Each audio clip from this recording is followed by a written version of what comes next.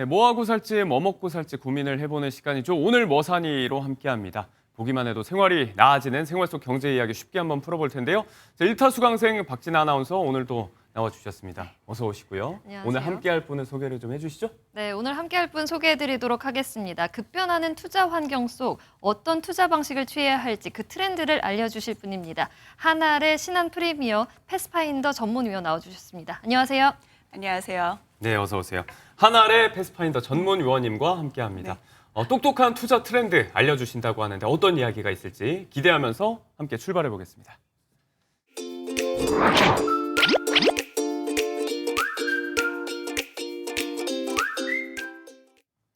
네, 한알의 신한 프리미어 패스파인더 전문 위원님을 모셨습니다. 일단 패스파인더라고 하니까 좀 생소한데 뭐 사전적으로는 선구자, 개척자 뭐 이런 뜻이 있더라고요. 네. 어떤 일인지 일단 뭐 자산가 투자자분들을 좀 많이 만나고 계시죠? 네, 그 신한 프리미어 패스파인더라고 해서요. 예. 말씀 주신 것처럼 길잡이라는 뜻을 좀 가지고 있습니다. 제가 소속돼 있는 신한은행하고 신한투자증권의 각 영역별 전문가들이 있지 않습니까? 예. 예를 들면 뭐 부동산도 될 수 있고요. 세무라든가 투자 전략, 뭐 IB까지 예. 100여 명의 전문가들이 있는데 팀을 짜서 이제 투자자분들이 궁금해하시는 점에 대해서 컨설팅도 제공하고 네. 세미나도 하고 그렇게 활동하고 있습니다. 네, 일선에서 정말 많은 분들을 만나고 계실 것 네. 같은데 요즘 뭐 주식 시장은 화랑이죠. 그러다 보니까 투자를 원래도 많이 하셨지만 이제 좀 투자해볼까 하는 분들이 정말 많이 늘어나고 있는 네. 상황인 것 같습니다. 뭐 주식도 있지만 요즘은 시장이 좀 불확실하다 보니까 여러 가지 고려해볼 만한 투자 트렌드들이 있을 것 같은데 오늘 좀 특히 소개해주고 싶은 전략이 있으시다고요? 네, 말씀해 주신 것처럼 지금 시장을 대표하는 한마디가 바로 불확실성인 것 예. 같습니다. 코로나 이후에 지금 미국 트럼프 2기 행정부 들어서면서요. 여러 가지 관세 정책이라든가 이런 정책들의 속도가 굉장히 빠르게 변화하고 있는데요. 네. 이럴 때 이제 개인 투자분들이 쓰실 수 있는 투자 트렌드 중에 하나는 바로 넓게 펼치는 전략입니다. 이 펼친다라고 하면요. 과거에는 단순하게 자산군이라고 하죠. 쉽게 말해서 뭐 주식 얼마, 채권 얼마, 예. 예금 얼마 이렇게 투자를 하실 수도 있지만 이 안에 있는 통화를 다양하게 가져가는 방법도 있습니다. 예. 쉽게 말해서 지금 국내에 있는 투자자분들 대부분 원화로 투자하시잖아요. 이 투자 통화를 달러라든가 뭐 다른 투자 통화들로 분산하는 것도 최근 하나의 투자 트렌드라고 할 수 있습니다. 네. 불확실한 시장에 대응하기 위해서 좀 넓게 펼쳐서 분산을 해보자. 그러니까 이제 뭐 주식, 채권, 예금 이 정도가 아니고 통화 안에서도 좀 넓게 펼쳐서 쪼개보자라는 그쵸. 말씀이신데 그렇다면 이제 말씀하신 대로 달러 같은 것들 뭐 환차익을 노리고 환율 같은 걸 좀 따져볼 수 있을 것 같고 네. 가상자산도 요즘 아주 대안으로 뚜렷하기도 한데 네. 일단 뭐 전통적으로 화폐라고 하면 금 얘기 빼놓고 할 수가 없잖아요. 없죠. 네. 그래서 말씀해 주신 것처럼 이제 금을 또 하나의 투자 포트폴리오 안에 담는 투자자들이 늘어나고 있습니다. 금이라면은 가장 본원적인 실물 화폐이죠. 네. 그리고 다양한 안전자산으로서 변동성이나 위험에 해지라고 합니다. 소위 말해서 이제 울타리를 친다는 얘기인데요. 예. 이렇게 방어를 하는 수단으로 많이 활용을 하고 있습니다.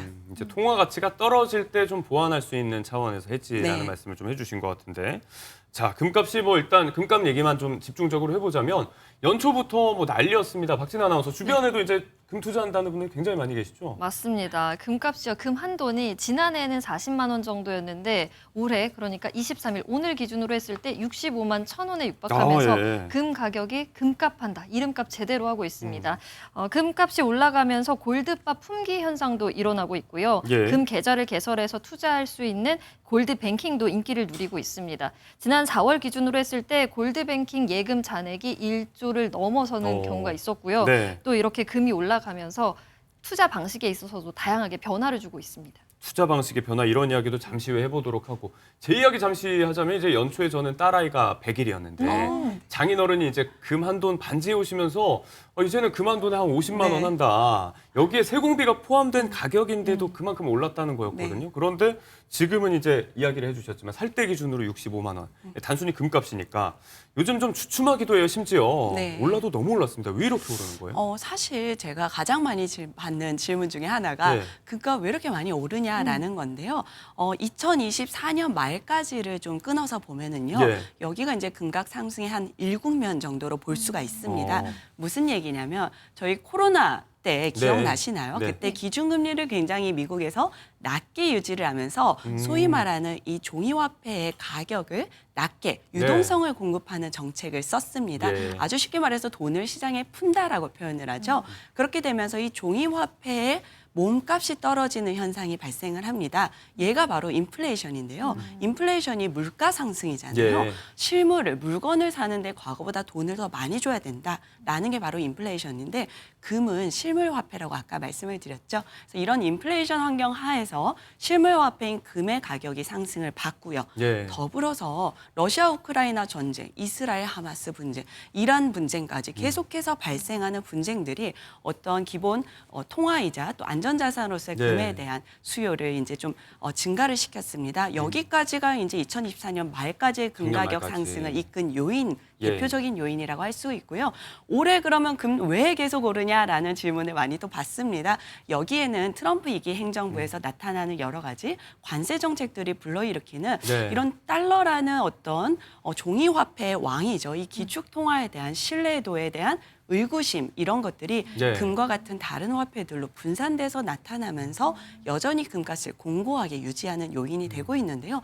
정리해서 말씀드리면 예. 금 가격이라는 게 결국 하나만 가지고 오르지는 않습니다. 뭐 글로벌 분쟁이라든가 인플레이션 또 기축 통화의 지위, 미국의 미래 성장에 대한 매력도들이 여러 가지로 복합적으로 작용을 하다 보니까요. 네. 향후에도 그런 금 가격을 보실 때는 이런 요인들을 좀 살펴보시면 도움이 될 것 같습니다. 시기를 좀 나눠보셨지만 지금 이제 트럼프 행정부의 통상 관련된 정책이라든지 무역 전쟁 같은 것들이 뭐 앞서 봤던 시기에서의 어떤 국제 정세의 위기들 좀 불안정한 정세에서 금값이 뛰는 추세는 맞는 것 같아요. 예, 맞습니다. 그래서 이제 금을요, 해지하는 자산이라고 합니다. 예. 아까 말씀드린 것처럼 울타리를 친다고 하는데요. 이런 변동성, 위기에서 다른 이제 자산들로부터 울타리를 치고 좀 보호를 하는 안전자산이다라는 개념으로 작용을 합니다. 네. 이런 추세가 세계적인 것이라고 봐도 될 것 같습니다. 이제 글로벌 중앙은행들이 앞다퉈서 금을 매입하고 있다는 보도가 계속 나옵니다. 이제 채권 대신에, 그러니까 기축통화인 달러 대신에 금 보유량의 비중을 계속 늘리고 있다는 얘기인데 그렇다면 이제 전 세계적으로 금값이 이제 좀 계속해서 아직도 좀 더 오를 네. 거다라고 보는 게 대체적인 추세라고 봐야 될까요? 네.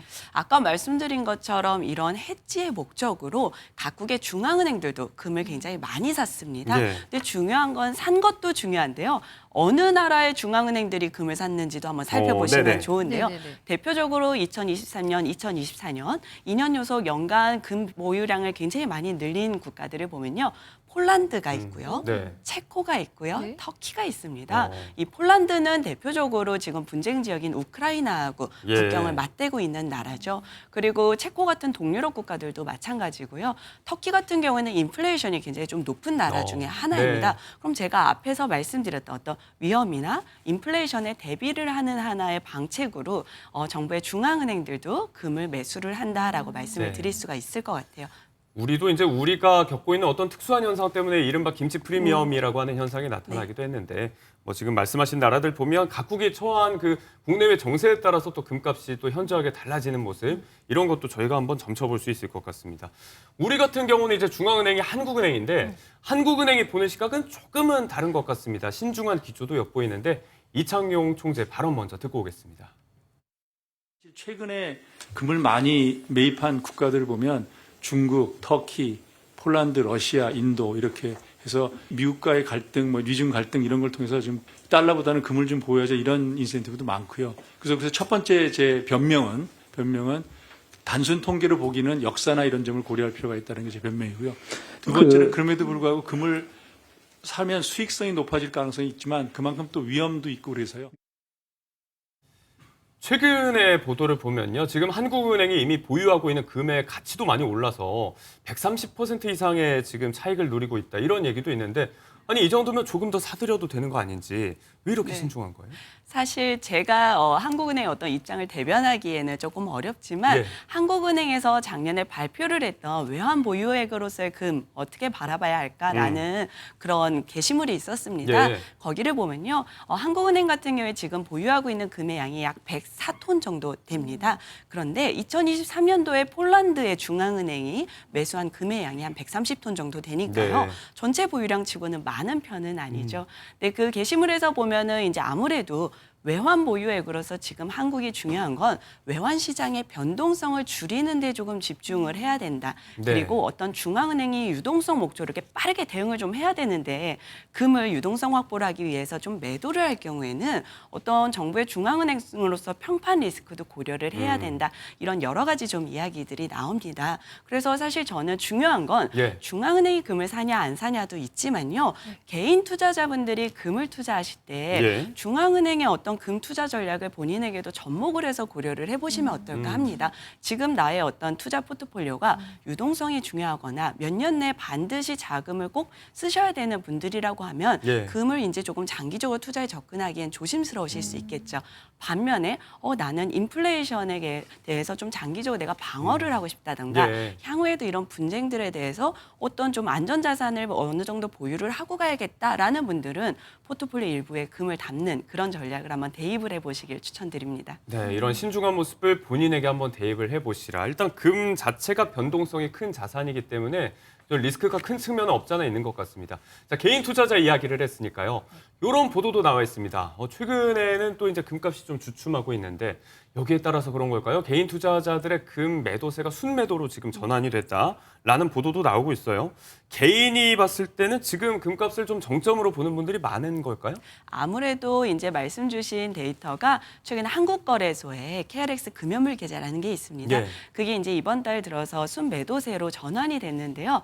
워낙 연초부터 특히 2월 같은 경우에는 매수세가 크게 집중이 됐던 부분들이 있습니다. 이런 것들이 어떤 차익 실현이라던가 말씀 주신 것처럼 또 앞으로 그럼 금 가격이 크게 상승 탄력을 받을 요인들이 있느냐에 대한 고민들 예. 그리고 주식과 같은 다른 시장이 좋을 때 이제 금 같은 게 약간 주춤하는 모습을 보이기도 하는데요. 다만 금 투자는 사실 이런 계좌형 거래 말고도 다양한 형태가 있기 때문에 이것만 가지고서 지금 금 투자가 좀 꺾였다라고 판단을 하기에는 다소 좀 어려운 것 같습니다. 예. 사실 어느 투자가 됐건 항상 고민인 게 바로 네. 파는 시점이거든요. 그러면은 시청자분들도 마찬가지이실 것 같은데 지금 가지고 있는 금을 팔아야 할지 아니면 또 혹시 더 오를 수도 있으니까 조금 더 사들여야 할지 고민일 것 같은데요. 네. 금 투자 방식에 있어서 어떤 기준, 어떤 방식을 취하는 게 좋을까요? 사실 이 질문에 대해서 답하기가 정말 어렵습니다. 예. 왜냐하면 이 금의 투자 형태에 따라서 매도 시에 세금이 발생하는지 또 혹은 연금 같은 장기 계좌 안에서 금을 가져가시는 분들도 있다 보니까 네. 10% 수익 나면 매도를 하십시오. 이렇게 딱 단정을 지어서 말씀을 드리기는 어렵습니다. 그렇지만 아까 말씀드린 것처럼 가장 중요한 건 개인의 투자 상황하고 투자 목적인 것 같아요. 어떻게 보면 원칙적으로 재미없게 들리실 수도 있겠지만 본인의 어떤 금을 보유하고 있는 목적이 장기적으로 계속해서 이 종이화폐의 가치 하락을 대비하고자 하는 것이라고 한다면은 조금 단기적으로 접근하기보다는 길게 보시는 게 좋고요. 언제 사셨는지도 중요할 것 같습니다. 네. 투자 방식에 대한 이야기도 좀 여쭤볼게요. 여러 가지가 네. 있다고 하셨으니까 뭐 이제 실물 금 사는 방법 말고도 뭐 ETF라든지 요즘 네. KRX 금거래소 얘기도 하셨고 맞습니다. 여러 가지 방법이 나와 있잖아요. 맞습니다. 금 계좌를 이제 거래하시는 방법도 있고요. 크게 실물이 있고 계좌 형태가 있습니다. 실물은 소위 말하는 뭐 귀금속도 있지만 골드 바 형태로 많이 거래를 하시죠. 예. 이 경우에는 사실 때 사는 금액의 10%가 부가가치세가 나오다 보니까 네. 지금처럼 금가격이 높을 때는 세금 부담이 좀 높은 것은 아깝죠. 사실입니다. 네. 대신에 다시 팔 때는 매매 차익이 얼마가 나건 비과세이기 때문에요. 아까 문의 주신 것처럼 조금 장기적으로 내가 가지고 있었는데 수익이 많이 났다라고 할 때는 한번 예. 고려해 보실 수 있을 것 같고요.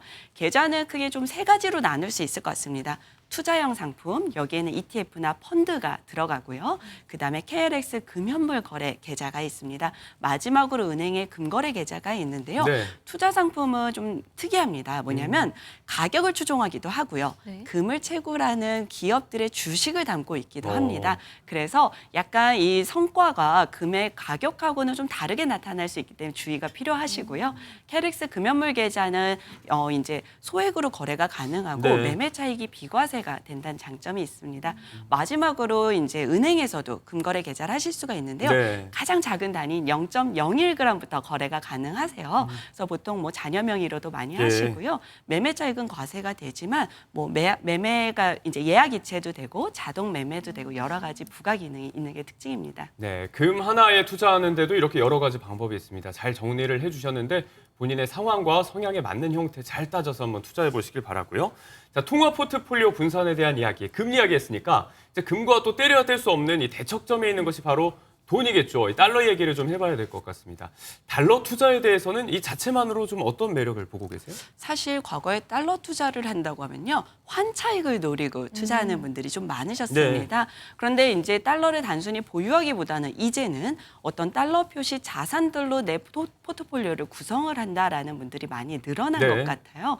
그래서 아무래도 달러가 종이 화폐의 또 왕이지 않습니까? 그래서 원화의 어떤 가치를 이 달러로도 대변을 할 수 있다라고 말씀을 드릴 수 있을 것 같아요. 예, 환율을 아무래도 안 따져볼 수가 없으니까 일단 환율이 계속 또 요동치고 있는 상황이에요. 지난달 말에는 1,350원 갔다가 네. 이번 달 18일에 또 1,390원을 뚫기도 했고 또 1,400원으로 가는 거 아니냐 이런 얘기도 나오고 있는데 자, 요동치고 있는 달러의 가치 우리가 앞으로 하락이냐 약세냐 강세냐 이거 좀 따져보려면 어떤 부분들의 뉴스를 좀 주목하면 좋을까요? 네. 사실 이게 최근에 굉장히 난이도가 높은 부분입니다. 뭐냐면 간밤의 뉴스로 다음 날의 시장이 출렁이고 그런 경우가 굉장히 많은데요. 네. 그렇다 보니까 이럴 때일수록 조금은 한 발짝 뒤에서 바라보는 전략이 필요하실 것 같습니다. 무슨 얘기냐면 뉴스를 쫓아서 투자를 하기에는 이제는 조금 늦을 수 있다라는 말씀을 드리는 거거든요. 그래서 가장 중요한 거는요. 아까 말씀드린 것처럼 달러가 종이화폐의 왕으로서 어떤 지금이 미국이 실시하고 있는 정책들이 네. 기축통화 달러의 지위를 공고하게 유지를 할 수 있는가. 그렇지 않다면 금이라든가 다른 걸로 조금은 분산을 하는 게 어떨까 고려를 해보시면 어떨까 합니다. 네, 뭐 금리 인하라든지 이런 부분도 좀 따져볼 수가 있을 것 같고 하나만 예. 요거 좀 여쭤보자면 스테이블 코인이 지금 또 법제화가 됐잖아요. 이 부분 때문에 달러의 패권이 강화될 수도 있다. 달러 강세로 갈 수도 있다. 이런 네. 전망에 대해서는 어떻게 예상을 사실 해봐야 제가 될까요? 이제 스테이블 코인 전문가는 아니라서 좀 조심스럽지만요.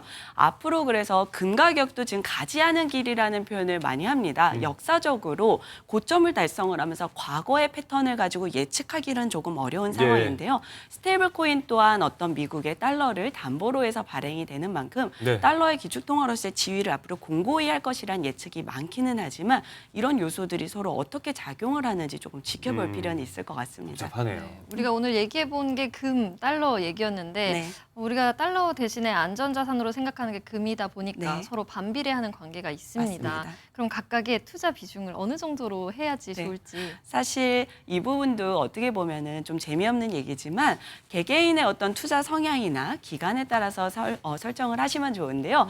그럼 도대체 얼마를 하라는 거냐라고 예. 생각이 드실 수가 있어요. 이럴 때는 보험을 든다고 생각을 하시면 어떨까 합니다. 저희가 여행 갈 때 여행자 보험 드시잖아요. 예를 들어서 나는 지금 원화를 주로 가지고 있는데 이게 조금 전쟁이라던가 이런 변동성이 일어날 확률이 앞으로 한 10%, 20%는 되지 않겠나라고 생각을 하신다면 그만큼을 그리고 예를 들어서 내가 달러 자산도 가지고 있는데 달러 패권이 향후에 좀 흔들릴 가능성이 어느 정도 될 것 같아라고 하면 그만큼을 달러가 아닌 금으로 담고 그런 전략들로 좀 생각을 하시면 어떨까 합니다. 네, 금 투자와 달러 투자 중심으로 통화 포트폴리오 분산 전략에 대해서 오늘 한알의 패스파인더 전문위원께서 좋은 말씀 주셨습니다. 고맙습니다. 감사합니다.